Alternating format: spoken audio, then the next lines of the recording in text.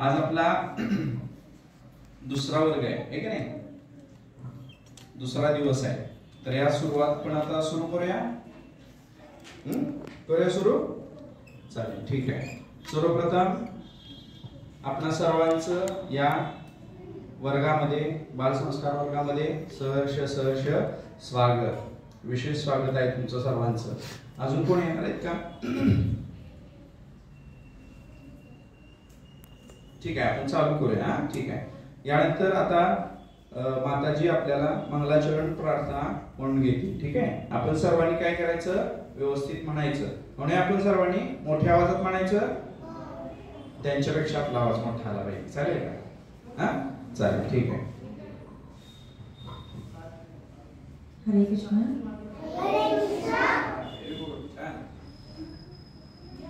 ओम अज्ञानतिमिरान्धस्य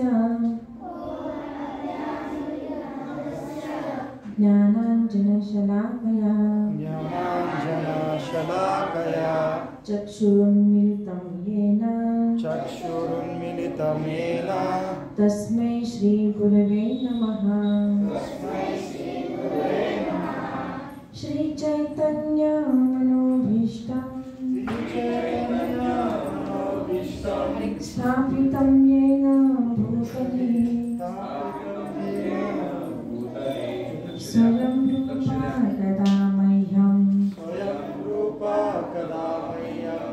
ददाति स्वपदान्तिकम्. वन्देऽहं श्रीगुरो श्रीयुतपदकमलं श्रीगुरून् वैष्णवांश्च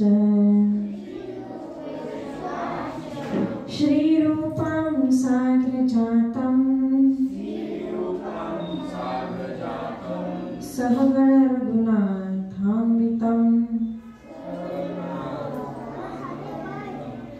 तं सजीवं सावद्वैतं सावधूतं परिजनसहितं कृष्ण चैतन्य देवं श्री राधा कृष्ण पादान् सहगण ललिता श्री विशाखान्वितांश्च. हे कृष्ण करुणा सिंधु दीनबन्धो जगत्पते गोपेश गोपिकाकान्त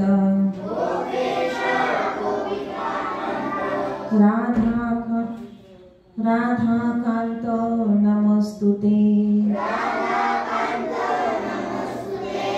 तप्त कांचन गौरांगी राधे वृंदावनेश्वरी वृषभानुसुते देवी प्रणमामि हरिप्रिये. वाञ्छाकल्पतरुभ्यश्च कृपा सिन्धुभ्य एव च मोठ्याने पतितानां पावनेभ्यो वैष्णवेभ्यो नमो नमः. श्री कृष्ण चैतन्य प्रभु नित्यानंद श्री अद्वैत गदाधर श्रीवासादि गौर भक्तवृंद. तर मोठ्याने म्हणायचं आहे. हरे कृष्णा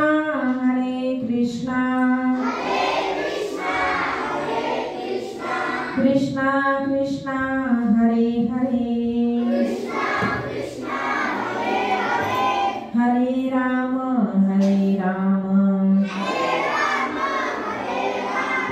राम राम हरे हरे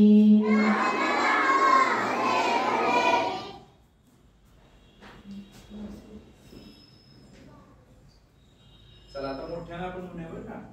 नरसिंहावती आपण म्हणतोय ना काय भगवद्गीता पण आपण नंतर म्हणायची श्लोक म्हणायचा. आणली ना सगळ्यांनी भगवद्गीता. Very good. आता आपण पहिल्यांदा नरसिंहावती म्हणायची हा. सगळ्यांनी व्यवस्थित हात जोडूया. चला. श्री श्री नरसिंह भगवान की नमस्ते नरसिंहाय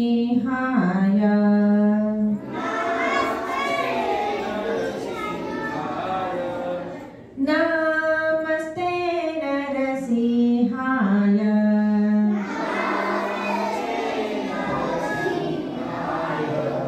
प्रह्लाद लाददायिने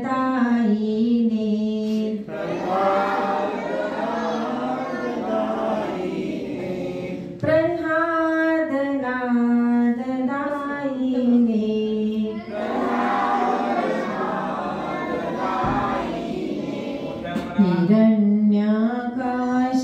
हिरण्यकाशीपूर्वक्षः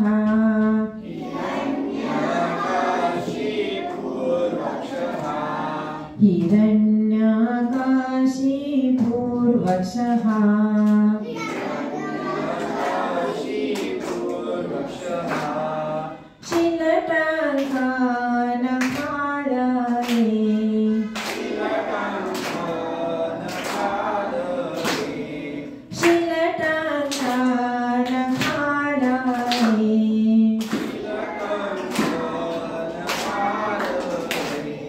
इतो नृसिंहा परतो नरसिंहा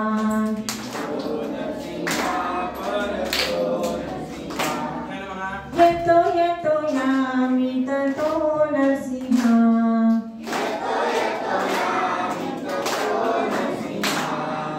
हरी नरसिंहा हृदये नरसिंहा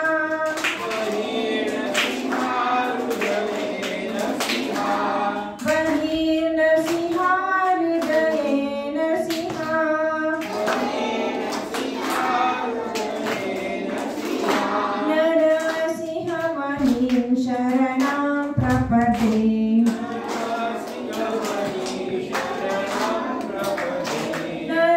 नरसिंहमहिं शरणं प्रपदे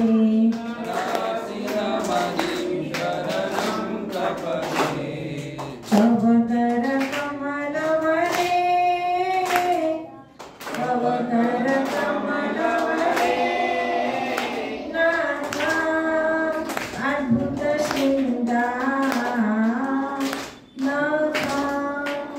अद्भुत शृंगार दलिता हिरण्यकशपू तनुभृंगा दलिता हिरण्यकशपू तनुभृंगा केशवधूता नरहरिरूपा केशवधूता नरहरिरूपा जय जगदीश हरे जय जगदीश हरे जय जगदीश हरे जय जगदीश हरे जय जगदीश हरे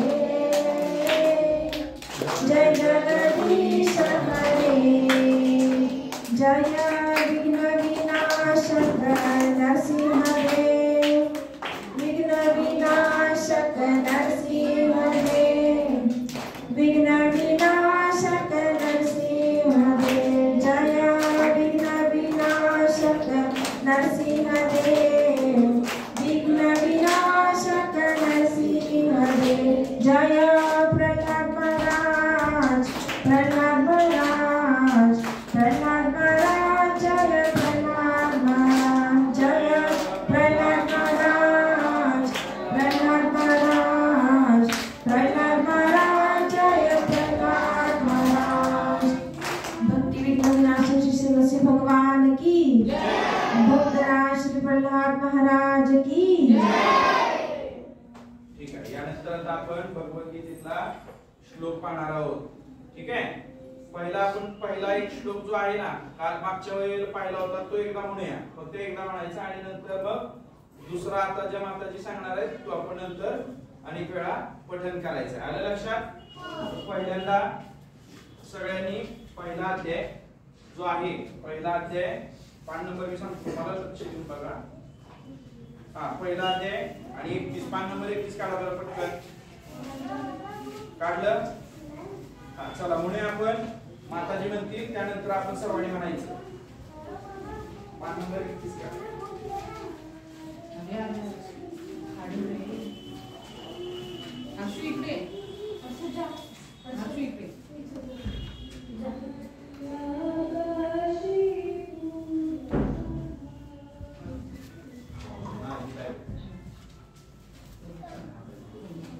लक्ष द्या आणि म्हणायचं व्यवस्थित. पहिल्यांदा एक म्हणून आपण पाहिला मागच्या वेळी घेतलेला आणि नंतर मग आता आपण नवीन दुसरा म्हणायचा. ठीक आहे. पहिला उजळणी म्हणून घेऊ.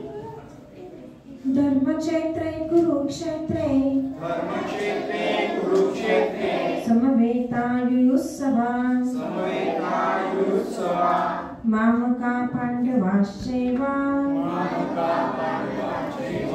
किं कुर्वत संजय. चला आता आपण आजचा नवीन श्लोक म्हणणार आहोत. पान नंबर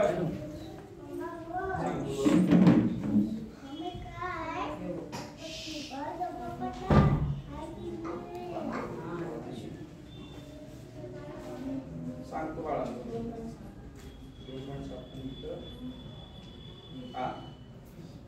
63 पान नंबर काढा.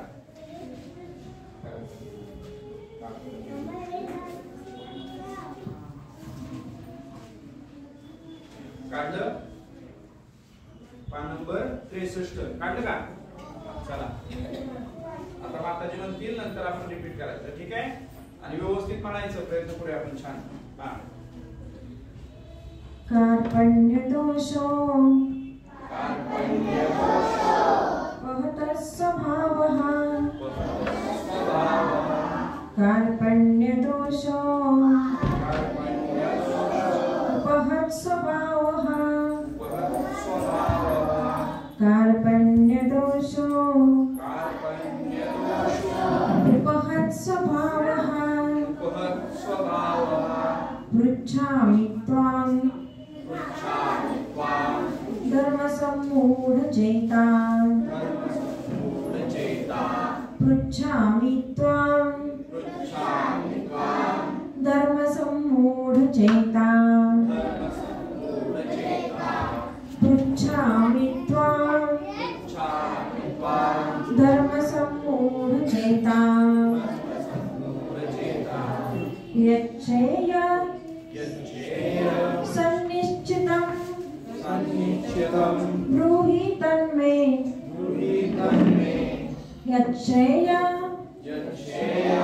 सन्निश्चितं ब्रूहि तन्मे यच्छेय सन्निश्चितं ब्रूहि तन्मे शिष्यस्तेऽहं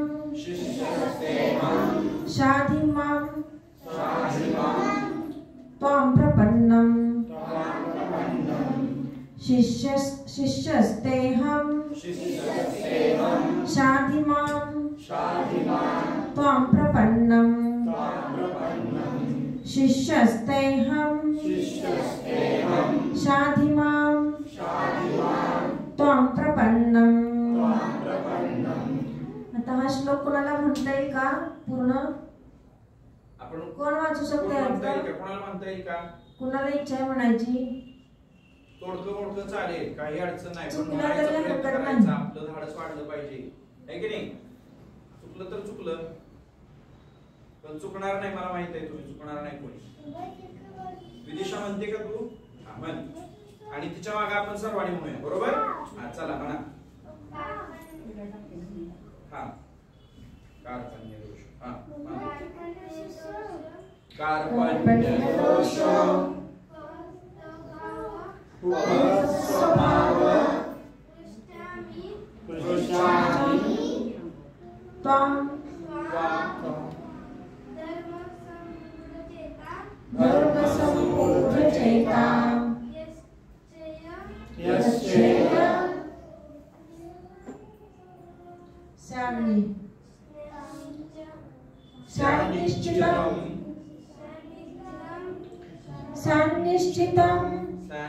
इष्टतम म्हणा म्हणा तुम्ही पण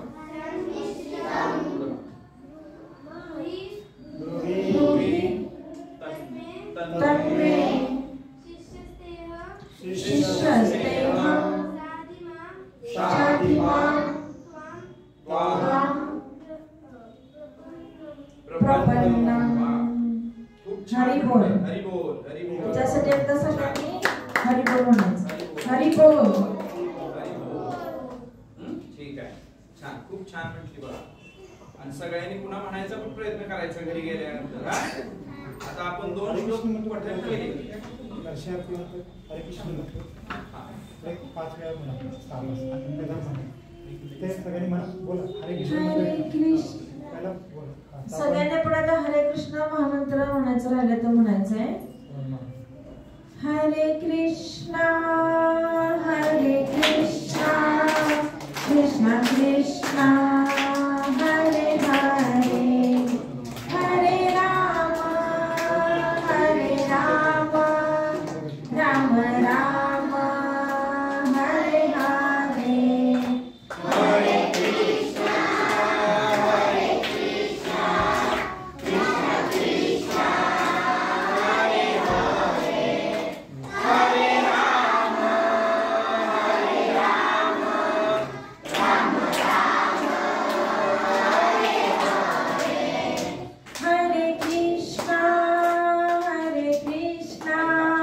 कृष्णा कृष्णा हरे हरे हरे राम राम राम हरे हरे. हरे कृष्णा कृष्णा कृष्णा हरे हरे हरे राम राम राम हरे हरे. हरे कृष्णा कृष्णा कृष्णा हरे हरे हरे राम राम राम हरे हरे. हरे कृष्णा कृष्णा कृष्णा कृष्णा हरे हरे हरे राम राम राम हरे हरे. हरे कृष्णा कृष्णा कृष्णा हरे हरे हरे राम राम राम हरे हरे. हरे कृष्णा कृष्णा कृष्णा हरे हरे हरे राम राम राम हरे हरे. हरे कृष्णा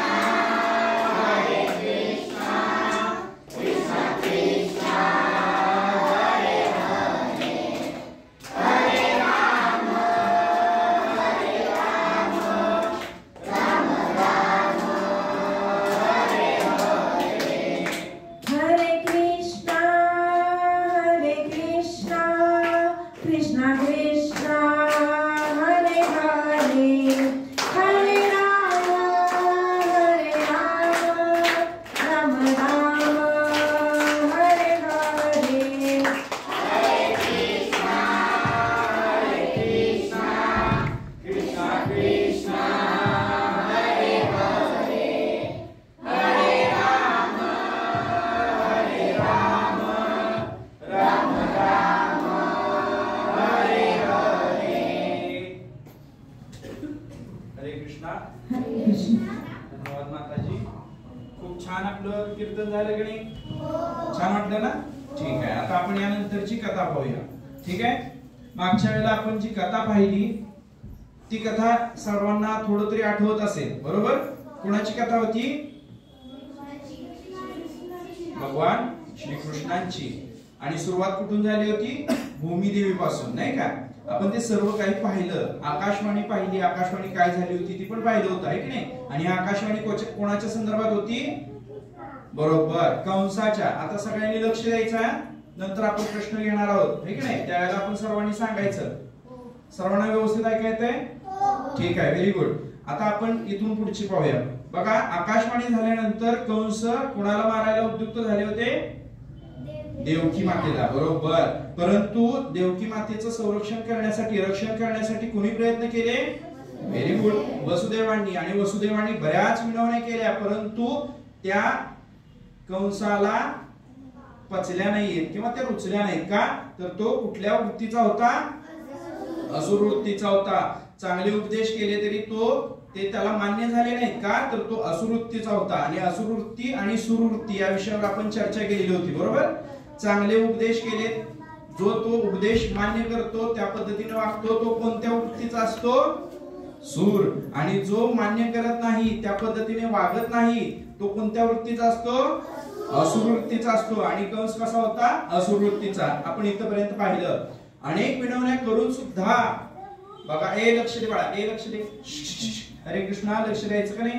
हा, लक्ष द्यायचं. पहा, असुर वृत्तीचा असल्यामुळं त्यानं त्या गोष्टी मान्य केल्या नाहीत, परंतु कोणताच पर्याय नव्हता वसुदेवांच्याकडे. म्हणून पुन्हा त्यांनी एक वचन दिलं. त्यांनी कोणतं वचन दिलं? पहा, तुला तर देवकीपासून कोणत्याही प्रकारचं भय नाहीये. भय कोणापासून आहे? तर देवकीच्या 8व्या पुत्रापासून किंवा 8व्या संतानापासून, बरोबर. मग तुला देवकीला मारण्याचं काय कारण? जर तिला मुलं झाली तर मी काय करेन? प्रत्येक मूल तुला जे काय करायचं आहे त्या गोष्टीसाठी स्वाधीन करेन. तेव्हा मग वसुदेवांच्या ह्या वचनाला वचन मान्य केलं. आणि मग कंसाने काय केलं? देवकीची हत्या करण्यास तो प्रवृत्त झाला नाही, तो तिथून थांबला. नंतर ते स्वतः निघून गेले आपापल्या घरी, बरोबर. कालांतरानंतर काय झालं? देवकी मातेंना पुत्र झाले, संतान झाली. एक पुत्र झाला, म्हणजे 8 मुलं झाली, पण त्यातला पहिला मुलगा झाला, पुत्र झाला. त्यावेळेला वसुदेवांनी दिलेल्या वचनाला म्हणजे वचन लक्षात घेऊन त्यांनी काय केलं? तो मुलगा, ते जे मूल होतं ते कुठं घेऊन गेले? कंसाकडे, बरोबर का. त्यांनी दिलेलं वचन होतं ते त्यांनी पूर्ण केलं. बघा, कंस कसा होता? असुर वृत्तीचा होता. आणि वसुदेव हे संत वृत्तीचे होते, सज्जन होते, शुद्ध भक्त होते भगवंतांचे. बघा, आपलं स्वतःच मूल कंसासारख्या दुराचारीच्या हातात द्यायचं होतं. आता त्यांना माहित होतं काय करणार आहेत. कंस काय करणार होता? त्या मुलाला मारणार होते, हत्या करणार होते, हे त्यांना माहित होतं. तरी सुद्धा वसुदेवांनी काय केलं? ते मूल त्यांच्या स्वाधीन करण्यासाठी ते तिथे घेऊन गेले. वसुदेवांच्या ह्या आचरणाने कंसाला सुद्धा आश्चर्य वाटलं. त्यांना काय वाटलं? बघा, त्याला माहित असून सुद्धा हे वचनाला कसे काय, म्हणजे त्यांनी कसं काय आपलं वचन पाळलं. संत वृत्तीच्या लोकांची हीच तर खरं आपल्याला काय आहे? ओळख आहे. सज्जन वृत्ती किंवा संत वृत्तीचे लोक काय करतात? कितीही विपरीत परिस्थिती आली तरी आपण दिलेल्या वचनाला ते काय करतात? पाळतात. आपलं कर्तव्य पार पाडण्यामध्ये ते कधीही कुठल्याही प्रकारचा संकोच बाळगत नाही. कितीही वाईट परिस्थिती येऊ द्या, परंतु सज्जन वृत्तीचे लोक किंवा सद्वृत्तीचे लोक काय करतात? आपलं कर्तव्य पार पाडत असताना कोणत्याही प्रकारचा संकोच करत नाहीत. पण ह्याच्या विरुद्ध असुवृत्तीचे लोक काय करतात? पहा, दुष्कर्म करण्यात कोणत्याही प्रकारची संकोच बाळगत नाही, कधीच कचरत नाही. बघा, इथं वसुदेव आणि कंस यांच्यामध्ये किती फरक आहे, आलं लक्षात? बघा, वाईट परिस्थिती असताना सुद्धा वसुदेवांसारखे सद्वृत्तीचे सज्जन लोक काय करतात? आपलं कर्तव्य पार पाडत असताना कोणत्याही प्रकारचा संकोच बाळगत नाहीत. मात्र याच्या उलट असुर प्रवृत्तीचे कंसासारखे लोक काय करतात? दुष्कर्म करताना कोणत्याही प्रकारचा संकोच बाळगत नाहीत, कधीही दुष्कर्म करताना कचरत नाहीत. आपण कसं व्हायला पाहिजे सांगा बरं? सज्जन सद्वृत्तीचं व्हायला पाहिजे, है की नाही? चांगलं वागलं पाहिजे, सुरवृत्तीचं व्हायला पाहिजे. म्हणजे बघा, कितीही संकट आली तरी आपण त्या संकटांना काय केलं पाहिजे? तोंड दिलं पाहिजे आणि आपण कर्तव्य करत राहिलं पाहिजे, कोणत्याही प्रकारचं कारण दिलं नाही पाहिजे. आलं लक्षात? लक्षात आलं? आणि असुरवृत्तीचे जे लोक असतात ते कोणत्याही परिस्थितीत कुठलंही वाईट काम करताना त्यांना कशाचंही भय बाळगत नाही किंवा त्यांना त्याचं काही वाईट वाटत नाही. असे हे वाईट लोक असतात. शार्दूल, लक्षात आलं बाळा? आता लक्ष द्या. हे सगळं झाल्यानंतर कंस वसुदेवांच्या वागण्याने काय झाला, प्रसन्न झाला. आणि वसुदेवांना काय म्हणाला, वसुदेवा, या मुलाचं मला काय भय नाही, मला माहित आहे, मला भय फक्त 8व्या मुलापासून आहे, त्यामुळे तू ह्या मुलाला परत घेऊन गेला तरी चालेल, घेऊन जावा, मी या मुलाचं काय करू. तेव्हा वसुदेवांना थोडासा आनंद झाला, प्रसन्न झाले वसुदेव सुद्धा, कारण मुलाचा जीव वाचला होता त्यांच्या, है की नाही. आणि मग ते घरी परत चालले होते. परंतु थोडस त्यांच्या मनामध्ये थोडस भीती सुद्धा होती, कारण कंस हा असुर वृत्तीचा होता आणि तो दिलेला शब्द पाळणार किंवा न पाळणार हे त्यांना माहित नव्हतं. असुरवृत्तीचे लोक बघा कधीही दिलेले वचन पाळत नाहीत, कारण हे जे असुरवृत्तीचे लोक असतात, नास्तिक वृत्तीचे लोक असतात, यांचं कोणावर नियंत्रण नसतं. बघा मी काय सांगितलं आता रे, लक्ष द्या, मी काय सांगितलं आता, जे असुरवृत्तीचे लोक असतात, नास्तिक असतात, त्यांच्यावर कोणाचं नियंत्रण नसतं. असे लोक फक्त आणि फक्त इंद्रिय तृप्तीसाठी आपलं काय वाटेल ते करत असतात, त्यांचं कुठल्याही गोष्टींवर नियंत्रण नसतं आणि हे दिलेले शब्द कधी पाळत नाहीत किंवा यांचा विश्वास कुणी ठेवू शकत नाही. ते कधी कोणाचाही विश्वासघात करू शकतात. हे वसुदेवांना माहित होतं, कंस कशा वृत्तीचा आहे हे त्यांना माहित होतं. तरी सुद्धा त्यांना घरी जाताना थोडस प्रसन्नता वाटली आणि ते घरी गेले. त्याच वेळेला काय झालं, नारद मुनी आले. कंसाच्या दरबारामध्ये कोण आले, नारद मुनी. तुम्हाला माहित असतील नारद मुनी विष्णूंचे शुद्ध भक्त आहेत, ते सुद्धा, हे की नाही. नारद मुनी नारायण नारायण नेहमी त्यांच्या तोंडामध्ये मुखामध्ये काय असतं, हरिनाम असतं, हे की नाही. ते शुद्ध भक्त आहेत. आणि या नारद मुनींना ह्या सगळा प्रकार समजतो, हा सगळा समाचार समजतो, कसं कंसाने काय केलं, वसुदेवांचा पहिला मुलगा त्याचं प्राण वाचवलं किंवा त्यांना घरी जाण्यासाठी सांगितलं. परंतु इथं एक लक्षात घ्या, नारद मुनींनी त्यांना एक सूचना केली. काय सूचना केली आणि ती का केली याचं पण एक मागचं कारण आहे पहा. नारद मुनींना भगवान श्री विष्णूंचा अवतार लवकरात लवकर कसा व्हावा, कसा होईल यासाठी ते सगळे उत्सुक होते. आलं लक्षात? लवकरात लवकर भगवान पृथ्वीवर अवतीर्ण व्हावेत ही सगळ्यांची इच्छा होती. आणि म्हणून मग नारद मुनींनी काय केलं, कंसाला दिलेल्या आकाशवाणीचं आठवण करून दिली. आणि ब्रह्मदेवांनी ज्या वेळेला सगळ्यांना सांगितलं होतं की नाही, भगवान विष्णूंचा जो संदेश होता त्यावेळेला सगळ्यांना, सर्व देवी देवतांना आज्ञा केलेली बघा. ब्रह्मदेवांनी काय सांगितलं होतं की ज्या वेळेला भगवान विष्णू पृथ्वीवर अवतीर्ण होणार आहेत त्यावेळेला सर्व देवी देवतांनी काय करायचं आहे, वेगवेगळ्या कुटुंबामध्ये जन्म घ्यायचा आहे, सांगितलं होतं की नाही. याची आठवण करून दिली नारद मुनींनी. कोणाला, कंसांना. ए बाळा इकडे ये, इथं बस बाळा, मला तू दिसतच नाहीये ना, मला दिसत नाही रे तू. हा व्हेरी गुड, छान. आता लक्ष द्या बाळा, बस खाली बाळा, छान, व्हेरी गुड. आता हा सगळं किती छान ऐकतोय बाळा, किती सगळं लक्ष देऊन ऐकणार आहे बाळा. आता कोण बोलणार त्याला मी पुढे घेणार आणि सगळी गोष्ट सांगायला होणार आहे, ठीक आहे. आता बघा लक्ष द्या, आपल्याला वेळ कमी आहे. तर भगवान विष्णूंनी काय केलं, नारद मुनींनी ह्या सगळ्या गोष्टींची त्यांना कल्पना दिली, सगळं सुचवलं. सर्व देवी देवतांनी काय केलेलं आहे, वेगवेगळ्या कुटुंबामध्ये जन्म घ्यायला सुरुवात केलेली आहे. आणि तुम्ही थोडस लक्ष ठेवा, सतर्क राहा, असं मुद्दाम काय केलं, नारद मुनींनी कंसाला सांगितलं. कंसाला जसं हे कळलं त्याला लक्षात आलं, अरे ज्या अर्थी सर्व देवी देवता इतर सर्व घरांमध्ये कुटुंबांमध्ये जन्म घ्यायला लागलेले आहेत, त्या अर्थी विष्णू काय करणार आहेत, जन्म घेणारच आहेत. पृथ्वीवर भगवान श्री विष्णू अवतरित होणारच आहेत हे निश्चित त्याला समजलं. आणि म्हणून काय केलं माहितीये का त्यांनी, वसुदेवांना आणि देवकीला तत्काळ अटक केली, बंदिवासात टाकलं. बघा अगोदर टाकलं होतं का रे बंदिवासात, नव्हतं टाकलेलं, त्यांनी त्यांच्या घरी सोडलेलं होतं किंवा त्यांच्या घरी राहण्यासाठी त्यांना परवानगी दिली होती. पण त्यानंतर मात्र नारद मुनींच्या सांगण्यावरून, आणि नारद मुनींनी पण का सांगितलं, ही भगवंतांची इच्छा होती. आलं लक्षात. मग भगवंतांच्या इच्छेनुसार नारद मुनींनी कंसाला सूचित केलं, आणि सूचित केल्याप्रमाणे कंसानं सुद्धा काय केलं, देवकी माता आणि वसुदेव या दोघांनाही बंदिवासात टाकलं.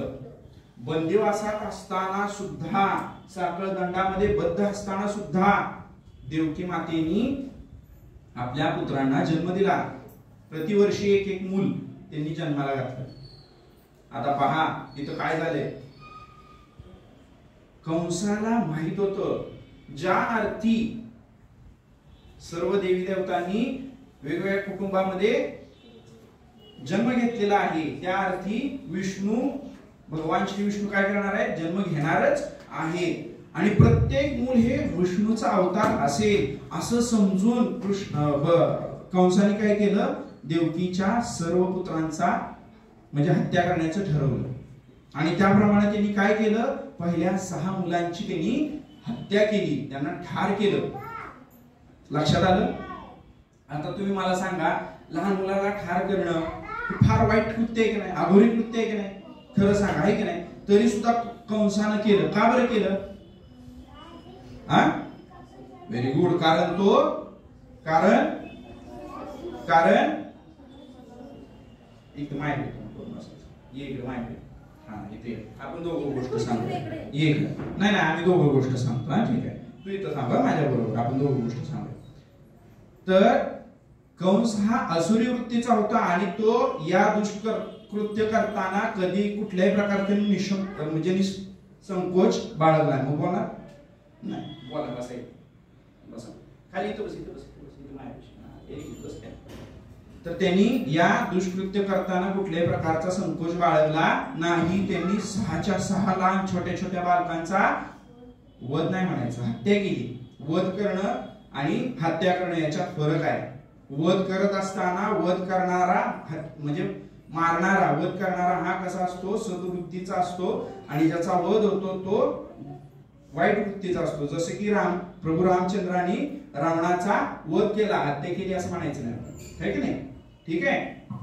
शिवाजी महाराजांनी अफजल खानाचा वध केला, आपण म्हणत नाही हत्या केली. ठीक आहे. हत्या आणि वध याच्यामध्ये फरक आहे. आलं लक्षात. तर कंसाने त्या 6 मुलांची काय केली, हत्या केली. कालांतरानं बघा, आता पुढे महत्वाची गोष्ट आहे, आता सगळ्यांनी लक्ष द्या, आता फार महत्वाची गोष्ट आहे. कालांतरानं देवकी मातेच्या पोटी 7वा गर्भ राहिला. 7वा गर्भ राहिला, आणि या गर्भामध्ये कोण आलं, कोणी त्या गर्भामध्ये आगमन केलं, त्या गर्भामध्ये कोणी त्याला घेता आलं, त्या गर्भामध्ये कोणी प्रवेश केला, तर स्वतः विष्णूंचे स्वांश अनंतशेष यांनी काय केला, प्रवेश केला. गर्भधारण आलं लक्षात. गर्भामध्ये प्रवेश केला. कोणी केला सांगा बरं पटकन. भगवान विष्णूंचे, हा बरोबर आहे, बलराम. आता मी त्यांचं नाव बलराम का पडलं ते पण सांगणार आहे, पण ते त्यांचंच ते रूप आहे. भगवान विष्णूंचेच स्वतःचं रूप अनंत शेष यांनी 7व्या गर्भामध्ये प्रवेश केला. आता जरा लक्ष देऊन पुढे इथनं महत्वाची गोष्ट आहे बरं का. आता त्यांचं नाव बलराम का पडलं, संकर्षण का पडलं हे तुम्हाला सांगणार आहे. पहा, ज्या वेळेला देवकी मातेच्या उदरी 7वा गर्भ धारण झाला, त्यावेळेला अनंत शेषांनी त्यांचं त्या गर्भामध्ये प्रवेश केला. त्यावेळेला देवकी मातेला खूप आनंद झाला, आता मला मूल होणार है की नाही, असा देवकी मातेला काय झाला, आनंद झाला, अत्यानंद झाला. परंतु त्याच वेळेला तत्क्षणी त्यांना खूप दुःख सुद्धा झालं. का बरं झालं असेल, काय झालं, का बरं दुःख झालं असेल. एकीकडे आनंद पण झाला आणि एकीकडे दुःख पण झालं. का बरं झालं, तर ज्या वेळेला त्यांना मूल होणार होतं, ते मूल त्यांना कुणाला द्यावं लागणार होतं, कंसाला, आणि कंस त्याची हत्या करणार होता. या विचारानं त्या दुःखी सुद्धा झाल्या. आलं लक्षात आलं. 7वा गर्भ धारण झाल्यानंतर देवकी मातेला आनंद पण झाला, परंतु लगेच त्यांना दुःख सुद्धा झालं. कारण त्यांना ते मूल पुन्हा कोणाला द्यायचं होतं, देवकी कंसाला द्यायचं होतं आणि ते त्याची हत्या करणार होता हे त्यांना माहित होतं. असो, यदुवंशातील सर्व लोक फार दुःखी होते. का तर हा कंस दुराचारी आहे आणि त्याच्या दुराचारामुळे सर्व यादव कुळातील सर्व लोकांना फार वाईट वाटत होतं, फार दुःखी होत होते ते. कारण वसुदेव हे त्यांचे राजे होते, ठीक नाही, तर त्यांच्यावर हा अन्याय होत असताना इतर लोकांना सुद्धा त्याचं वाईट वाटत होतं, दुःखी झाले होते. अनेक लोकांनी वेगवेगळ्या ठिकाणी आश्रय घेतलेला होता, यदु वंशातील लोकांनी. एवढंच काय, पण वसुदेवांची आणखी एक पत्नी होत्या, जरा लक्ष द्या, आणखी एक पत्नी होत्या, त्यांचं नाव रोहिणी माता. त्या रोहिणी माता देखील वृंदावनामध्ये नंद महाराज आणि यशोदा माता यांच्या घरी त्या वास्तव्याला होत्या. अनेक जणांनी काय केलं होतं, त्यांच्या म्हणजे यादव कुळातील लोकांनी अनेक ठिकाणी जाऊन वास्तव्याला राहिलेले होते, वेगवेगळ्या ठिकाणी राहिलेले होते, अगदी थोडक्यात गुपितपणे राहिलेले होते. का कंसाचा अत्याचार आपल्यावर होऊ नये म्हणून. तर रोहिणी माता पण कुठं होत्या, वृंदावनात. कोणाच्या घरी होत्या, नंद महाराज आणि यशोदा मातेच्या घरी होत्या.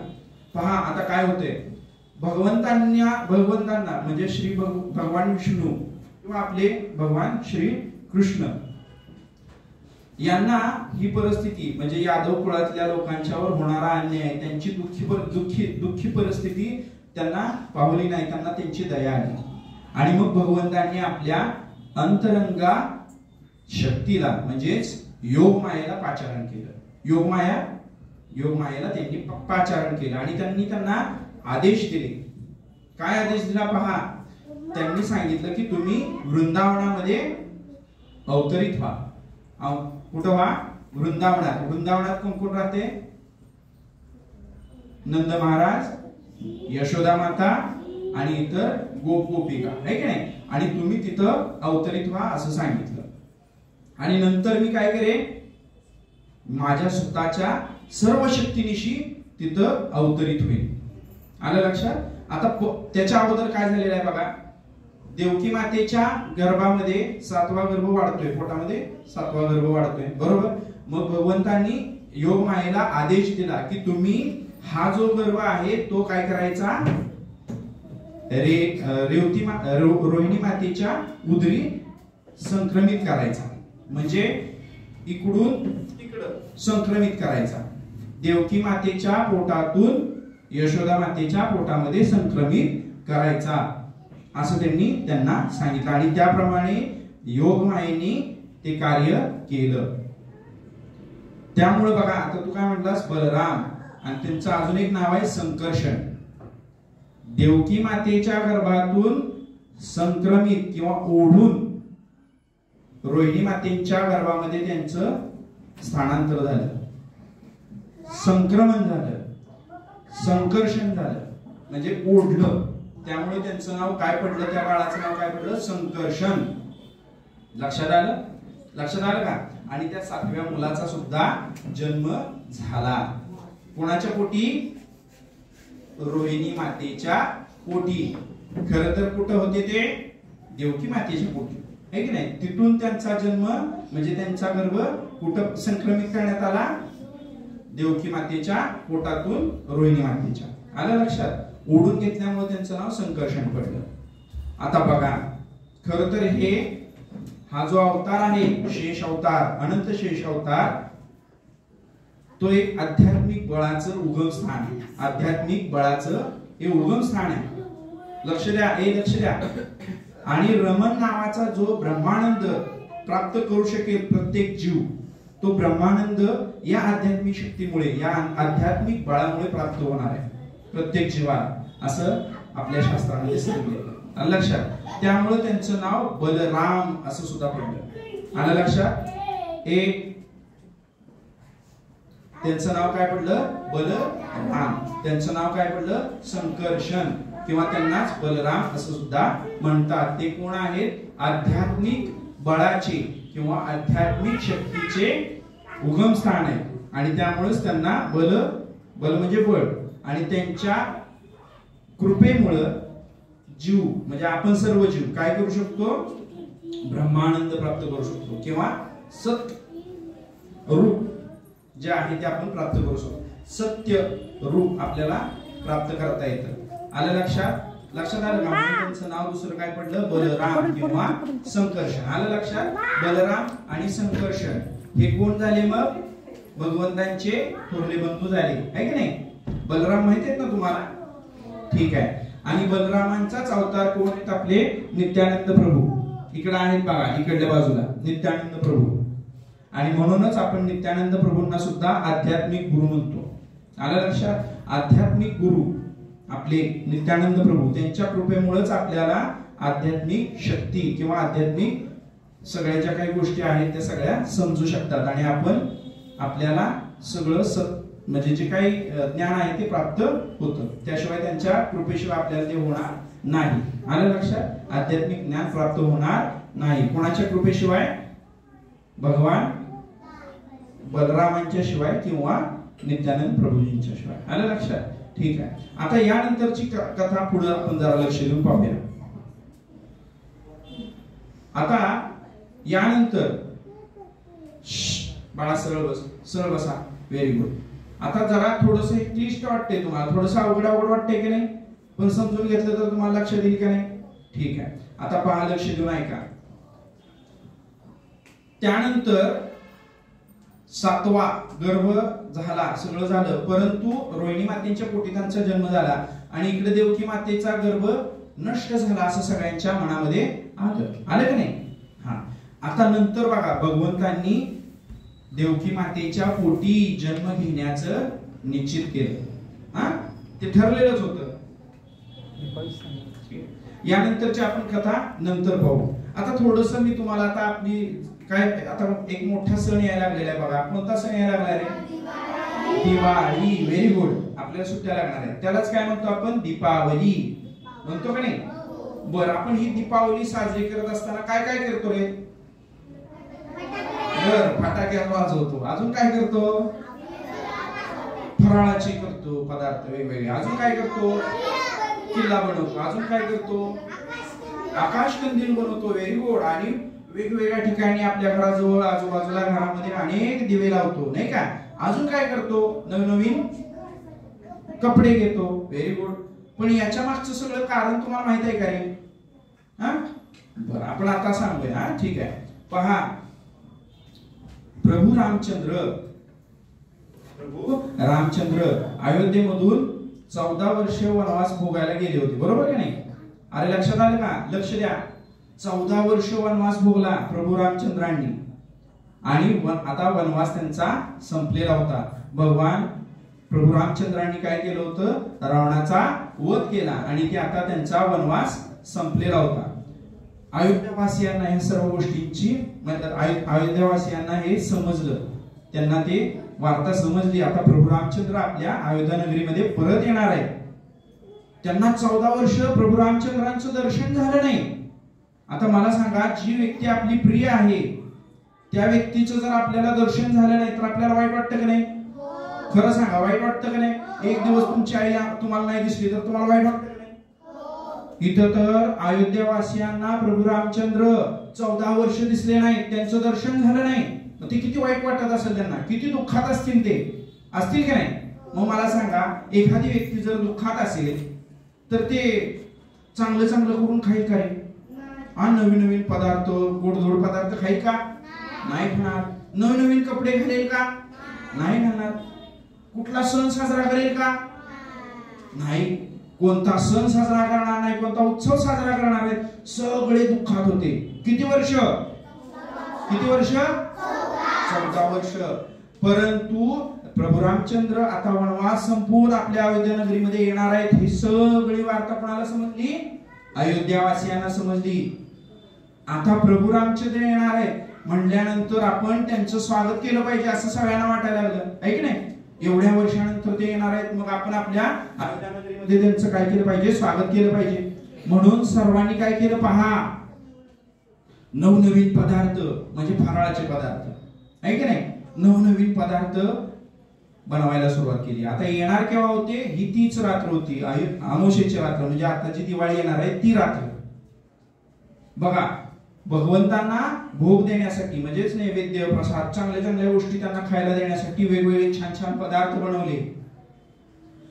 त्यांचं स्वागत करताना आपल्या अंगावर आपल्या शरीरावर काय असायला हवे? नवनवीन कपडे असावेत. म्हणून त्यांनी नवनवीन कपडे पण खरेदी केले, नवनवीन कपडे परिधान केले. प्रभू रामचंद्र ज्या वेळेला येणार होते त्यावेळेला अमावस्येची रात्र होती. सर्व नगर, अयोध्या नगर काय व्हायला पाहिजे? असं प्रकाशानं प्रज्वलित व्हायला पाहिजे, प्रकाशमय झालं पाहिजे. म्हणून सर्वांनी आपल्या घरासमोर काय केलं? दिवे लावले. बघा, दिवे लावले. वेगवेगळी आनंदमय वातावरण निर्माण व्हावं, मंगलमय वातावरण निर्माण व्हावं, वेगवेगळे वाद्य वाजवायला सुरुवात केली. हीच आठवण म्हणून आपण सुद्धा या दिवशी काय करतोय? ह्या सगळ्या गोष्टी करतोय. बघा, तुम्ही सगळे करताय का नाही? पण तुम्हाला त्याच्या मागचं कारण माहिती होतं का? मी फटाक्या का वाजवतो? मी नवनवीन कपडे का घेतो? मी नवनवीन पदार्थ म्हणजे फराळाचे पदार्थ का करतो? का आपण दिवे लावतो? हे माहित होतं का आपल्याला? नाही. मग आता आपण का हे सगळं करतो हे लक्षात आलं का तुमच्या? सांगा बरं, कशाची आठवण आहे ही? पटपट, कशाची आठवण आहे ही?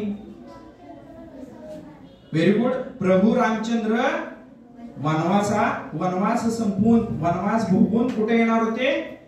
अयोध्या नगरीमध्ये येणार होते. आणि म्हणून प्रभू रामचंद्रांचं स्वागत करण्यासाठी सर्व अयोध्यावासियांनी, ते त्यांचे भक्त होते, आपल्या प्रभूंना प्रसन्न करण्यासाठी या सर्व गोष्टी त्यांनी केल्या. नवनवीन पदार्थ बनवले, वेगवेगळे वस्त्र परिधान केली, आहे की नाही? नवनवीन वस्त्र परिधान केली. आणि प्रभू रामचंद्रांचं ज्यावेळेला आगमन होईल त्यावेळेला आपल्या नगरामध्ये काय असायला पाहिजे? प्रकाश पाहिजे. म्हणून त्यांनी काय केलं? जागोजागी दिवे लावले. दिव्यांचाच हा सण आहे ना, म्हणून आपण त्याला म्हणतो दीपावली. दीप म्हणजे दिवा, आहे की नाही? दीपावली. म्हणून आपण या सणाला काय म्हणतो? दीपावली. आणि हे कोणासाठी केला पाहिजे आपण? आता आपण आजपर्यंत आपल्याला माहित नव्हतं हे कोणासाठी करत होते सगळे लोक? प्रभू रामचंद्रांसाठी. आता सुद्धा आपण हे जे करतोय हे कोणासाठी केलं पाहिजे? प्रभू रामचंद्रांच्या प्रसन्नतेसाठी. लक्षात आलं का? आजपर्यंत आपल्याला माहित नव्हतं, परंतु आता सगळ्यांना माहित झाले आपण हा सण कशासाठी साजरा करायचा? आपल्या स्वतःच्या सुखासाठी, आपल्या स्वतःच्या आनंदासाठी का? मग कोणाच्या आनंदासाठी? मोठ्याने सांगा. प्रभू रामचंद्रांच्या प्रसन्नतेसाठी आपण हे सर्व केलं पाहिजे. आजपर्यंत आपल्याला हे माहित नव्हतं, त्यामुळे आपण पहिल्यापासून जसं चाललंय तसं चालू ठेवलं होतं. परंतु आपण तसं आता करायचं नाही. आपण नवीन कपडे कोणासाठी घालायची? Very good. नवनवीन फराळ कोणासाठी करायचे? बरोबर आहे. आपल्या घरामध्ये, आपल्या आजूबाजूला दिवे कशासाठी लावायचे? कोणासाठी लावायचे? प्रभू रामचंद्रांच्या प्रसन्नतेसाठी. आलं लक्षात? आणि हा जो सण आहे तो आपण मोठ्या उत्साहाने कुणासाठी साजरा करायचा? Very good. प्रभू रामचंद्रांच्या प्रसन्नतेसाठी. आलं लक्षात? आणि त्यामुळे काय होईल? आपल्याला प्रभू रामचंद्रांची काय भेटेल? कृपा भेटेल. अरे किती छान, मस्त शब्द वापरला बघा, कृपा भेटेल. Very good. तुम्ही सगळे शांत बसलेला आहे. एक दोनच मुली छान उत्तर देत आहेत. पहा किती छोटी, लहान. तू कितीला बाळा? Very good. पहिलीला आहे ती आणि किती छान उत्तर दिलं. पहा सगळे इथं चौथीला तिसरीला असणार आहेत, शांत आहेत. काही जणांचं लक्ष नाही, पण आता पुढच्या वेळेपासून लक्ष सगळ्यांचं पाहिजे. आहे का नाही? हा चला. तर लक्षात आलं हा सण कशासाठी आपण साजरा करतोय? बर, आता मला सांगा, आज जो आपण कथा पाहिली, त्याच्यातून आता आपण काय लेसन घेतला किंवा आपण काय धडा घेतला जरा सांगूया का? हा सांगा बरं, काय घेतला? कोण सांगेल? हा सांग. काय केलं पाहिजे? सूरवृत्तीचं बनलं पाहिजे. आणि सूरवृत्तीचे जे लोक असतात ते कसे वागतात सांगा बरं? चांगलं वागतात. बरं, अजून? Very good. दिलेलं वचन पाळतात. Very good. आणि मी तुम्हाला थोडं मागाशी जी कथा सांगणार होतो ती पुढच्या याच्यामध्ये येणार आहे, पण त्यात पूर्वी त्यात एक सांगितले पहा. ज्या वेळेला भगवान श्रीकृष्ण पृथ्वीवर अवतीर्ण होणार होते त्यावेळेला त्यांनी प्रथमतः वसुदेवांच्या हृदयामध्ये स्थान प्रस्थापित केलं. अगोदर कुठं आले ते? वसुदेवांच्या हृदयी आले आणि नंतर त्यांनी त्यांच्या हृदयातून आपल्या माता देवकी मातांच्या विशुद्ध हृदयामध्ये स्थानांतर केलं. म्हणजे बघा, भगवान आपले जे भगवान आहेत, भगवान श्रीकृष्ण आहेत, ते कोणाच्या हृदयामध्ये राहतात? वसुदेवांच्या. म्हणजे वसुदेव कसे होते? संत वृत्तीचे होते, सज्जन होते. आलं का लक्षात? सूर वृत्तीचे होते. मग मला एवढंच सांगायचं आहे किंवा आज आपला जो लेसन आहे तो हाच आहे की भगवान कोणाच्या आत्म्यामध्ये राहतात? कोणाच्या हृदयामध्ये राहतात? वसुदेवांच्या नाही, हा सज्जन वृत्तींच्या. सज्जन वृत्तीचे जे लोक आहेत म्हणजे जे चांगले लोक आहेत, जे खरंच शुद्ध भक्त आहेत, थोडक्यात काय सांगायचं, जे भगवंतांचे शुद्ध भक्त आहेत त्यांच्याच हृदयी भगवंत काय करतात? वास करतात. Very good. लक्षात आलं का सगळ्यांना? काय सांगा बरं आता पटकन, भगवंत कुठे वास करतात? शुद्ध भक्तांच्या हृदयात. शुद्ध भक्त हे सद्वृत्तीचेच असतात, सुवृत्तीचेच असतात. आलं लक्षात? भगवंत कोणाच्या हृदयी वास करतात? सांगा पटकन. मागचे सगळे सांगा पटकन. Very good. सांग रे. शुद्ध भक्तांच्या हृदयीच भगवंत काय करतात? वास करतात. आता सगळ्यांनी मोठ्याने एकदा सांगूया आपण सगळ्यांनी. भगवंत कुठे वास करतात? Very good. शुद्ध भक्तांच्या हृदयामध्ये वास करतात. लक्षात घ्या. आणि दुर्जनांच्या हृदयी त्यांचा वास असेल का? नाही, नसणारच आहे. कारण ते कसे आहेत? दुष्ट प्रवृत्तीचे आहेत, असुर वृत्तीचे आहेत. मला तुम्ही सांगा, साधं सांगा बरं का, एखादी व्यक्ती तुम्हाला वाईट वागवते तर तुम्ही त्याच्या जवळ जाल का? आणि जर एखादी व्यक्ती तुमच्याशी चांगले वागत असेल तर तुम्ही त्यांच्याशी जाल का नाही वागायला? त्यांच्या बरोबर मैत्री कराल का नाही? सरळ सरळ आहे. तुम्ही जर चांगलं वागाल तरच तुमच्या मनामध्ये, तुमच्या हृदयामध्ये कोण वास करेल? कोण वास करेल? भगवान. आपले भगवंत वास करतील. भगवंत आपल्या हृदयात राहतील.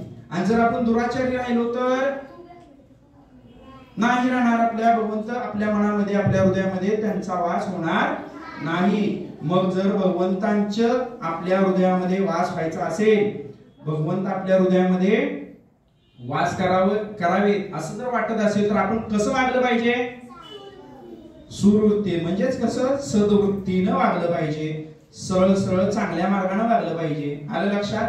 आणि अशाच लोकांच्या मदतीसाठी भगवंत नेहमी काय करत असतात? येत असतात, अवतरित होत असतात. ध्यानात ठेवा.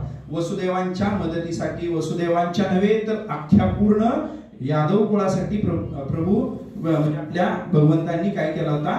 अवतार घेतलेला होता. आलं लक्षात? मग लक्षात आलं सगळ्यांच्या? लक्षात आलं का रे मुला? शार्दूल लक्ष पहा. तर लक्षात आलं सगळ्यांच्या? भगवंत कुठे वास करतात? शुद्ध भक्तांच्या हृदयामध्ये. आणि नेहमी शुद्ध भक्तांच्या मदतीसाठीच नेहमी भगवंत काय करत असतात? अवतार घेत असतात. ते त्यांना नेहमी मदत करत असतात. आलं लक्षात? तर आजचा हा लेसन आणि आजची ही कथा इथंच आपण थांबूया. आलं लक्षात? यानंतरचा आज आपण नेक्स्ट सेशन जो आहे म्हणजे नेक्स्ट जे भाग आहे तो आता काय आहे? सगळ्यांच्या आवडतीचा. कोणता?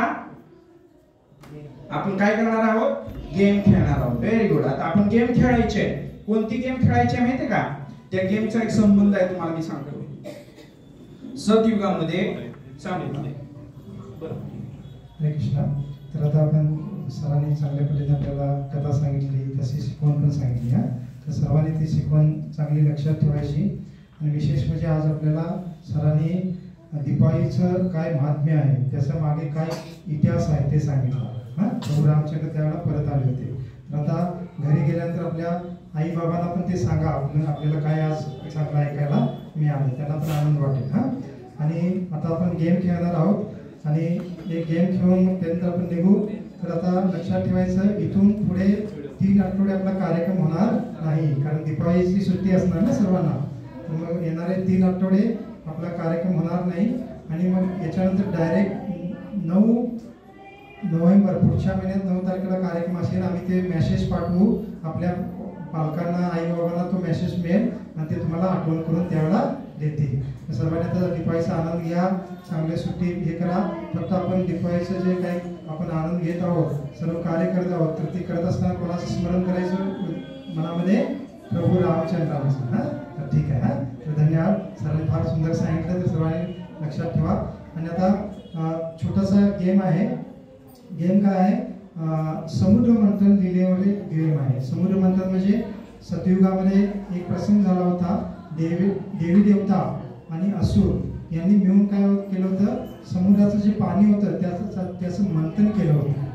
जसं आपण दह्याचं मंथन करतात ना आपल्या घरामध्ये आपली आई, आणि दह्याचं मंथन कोणी काय काढतात, लोणी काढतात. तसं समुद्राच्या जलाचं मंथन करून त्यांना अमृत हवं होतं. त्यांनी त्याचं मंथन केलं दोघांनी मिळून, आणि त्याच्यातून काय आलं, मग सुरुवातीला विष आलं. तर विष ते कोणी ग्रहण केलं, शिवजीने ग्रहण केलं.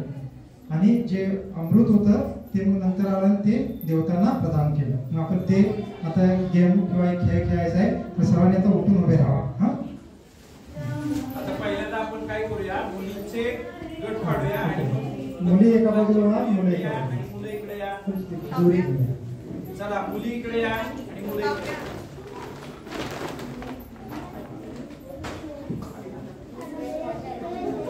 झालं का?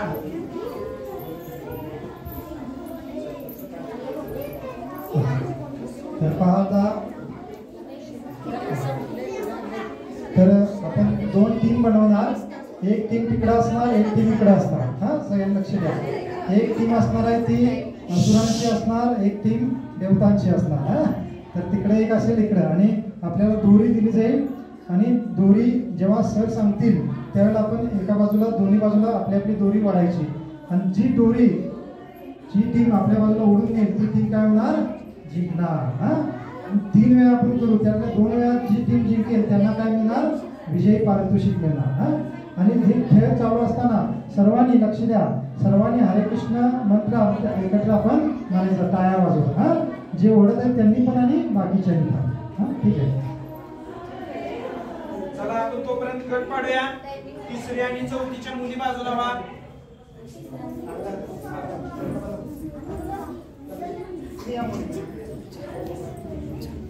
दादाकडे जा.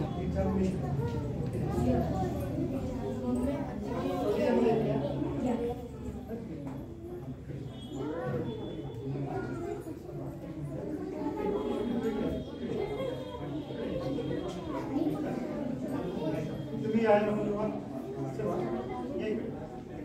असं इकडे तोंड करून दाखवा. तुम्ही इकडे या. एक minute.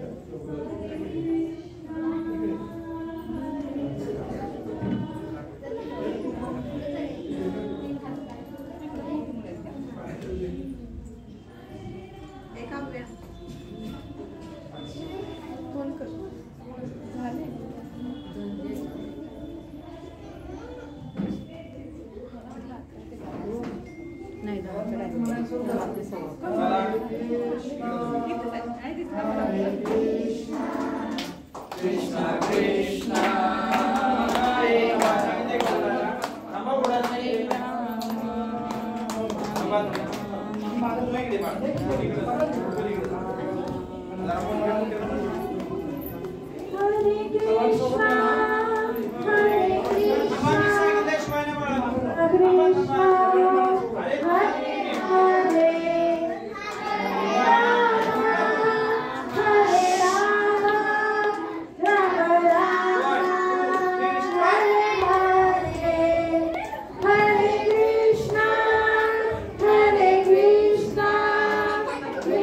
Krishna, Hare Hare, Hare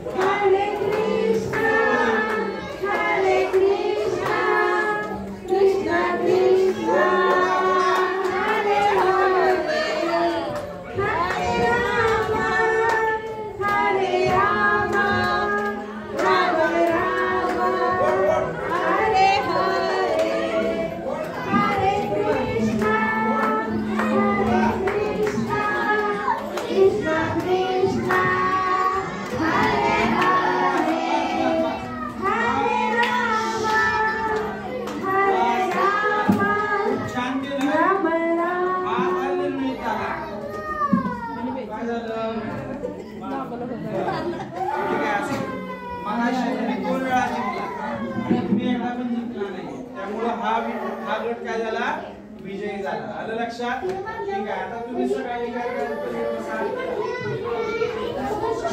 आता मुलांनी या मुलं फक्त या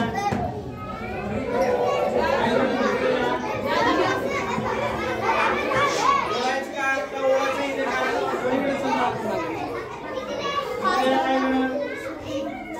थांबा 2 मिनिट पलीकडे मुलांना जागा नाही थोडंसं शिफ्ट करा. ते इकडे जातात तिकडे त्यांना वाढायला जागा नाही. ते जे आहे नाही ते काय पायात ठेवले बघा पट्ट्या ते थोडंसं सेंटर इकडे घ्या मला.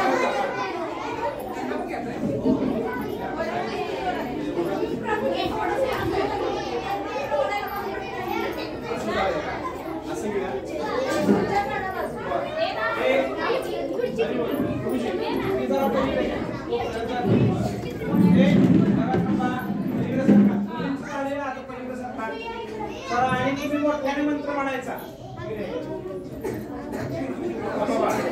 तिकडे सर काय तिकडे जाणार इकडे सरा इकडे बस. हा तुम्ही जरा इकडे पलीकडे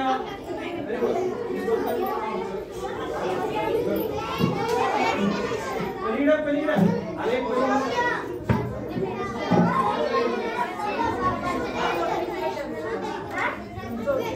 1 2 3 फुल.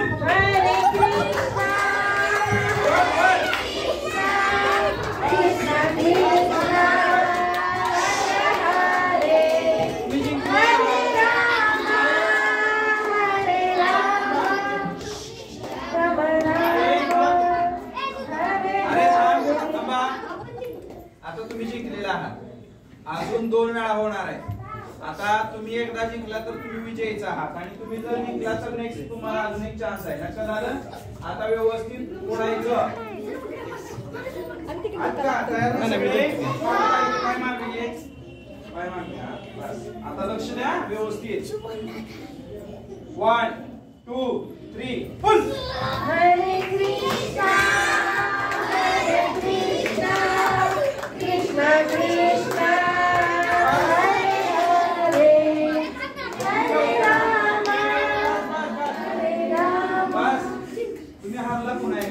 त्या दोघांनी 2 वेळा त्यांच्या 2 इकडे मुलं जास्त आहेत.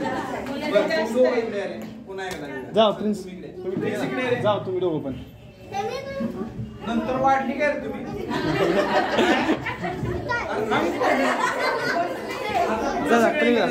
प्रिन्स तुम्ही इकडेच थांब. तू इकडेच थांब. आता व्यवस्थित बघूया. 4 लहान मुलं आहेत एकदम लहान. अरे तू नको दिव्या 1 तू इकडे पलीकडे जा. इकडे भरपूर झाले. तू इकडे बाळा इकडे बाळा इथे इकडे रोजी माताजी 1 2 3 मुली बात फुल. हरे कृष्णा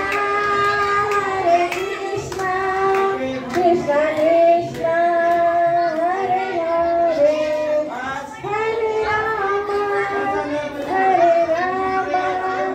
राम राम राम हरे हरे. ते जिंकलेले. आता हे नवीन आहे बरं का. हे पहिला एक झाला. मगाशी जराशी संख्या इकडे जास्त होती त्यामुळे ते आपण नाही घेऊया. आता बघूया. पहिला हे जिंकलेला आहे सेट. आता पुढचा बघूया. लक्ष द्या रे. 1 रेडी 1 2 3 फुल. हरे कृष्णा कृष्णा कृष्णा हरे राम बस झालं. हरे राम हरे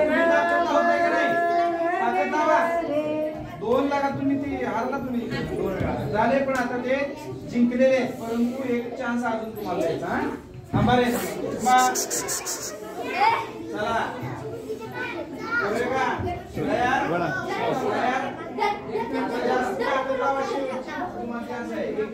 थोडंसं माणसं 1 2 3 फुल हरे कृष्णा हरे कृष्णा कृष्णा कृष्णा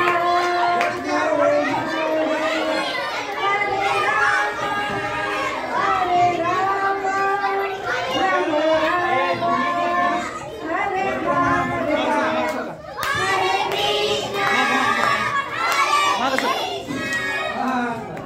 मोठ्या म्हणा मंत्र चला बस चला या इकडे छान तुम्ही खूप छान खेळ असले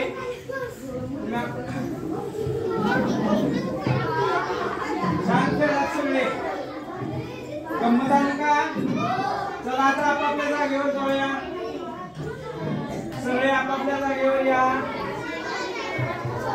पटकन आपापल्या जागेवर